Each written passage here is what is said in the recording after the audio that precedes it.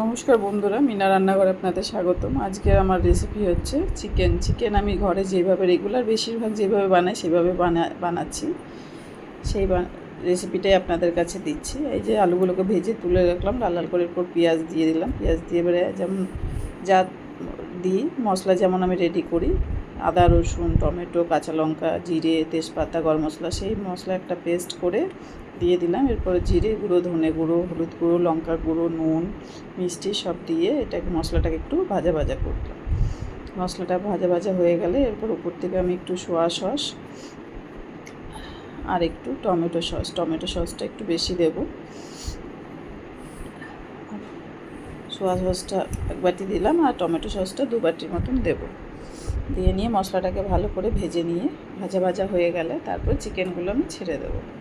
চিকেনগুলোকে ছেড়ে ভালো করে মশলাটাকে কষতে থাকবো যতক্ষণ ভালো এতটাই কষতে হবে যাতে মশলাটা পুরো একদম তেল ছাড়ে, সেইভাবে মশলাটাকে একদম কষা কষা করতে হবে। দেখুন, খুব ভালো করে মশলাটাকে ভাজতে হবে, তবে টেস্টটা বেরোবে।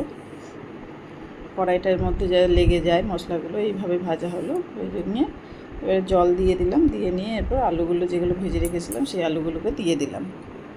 দিয়ে নিয়ে এবারে ঢেকে এটাকে সিদ্ধ করতে দেবো। 10-15 মিনিটের মতন দেবো, ঢেকে সিদ্ধ করব।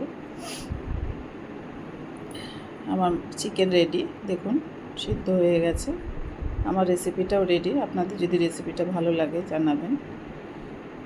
আমি বেশিরভাগ ঘরে এইভাবে করি, আমার ছেলেরা এইভাবে খেতে ভালোবাসে, একটু সোয়া সস টমেটো সস এসব দিয়ে করলে। আজকে একটু ঝোল ঝোল করেছি, এক এক সময় আবার আলু ছাড়া শুকনো শুকনোও করি সোয়া সস টমেটো সস দিয়ে, ওইটাও আরও ভালো লাগে খেতে রুটি পরোটা ভাত দিয়ে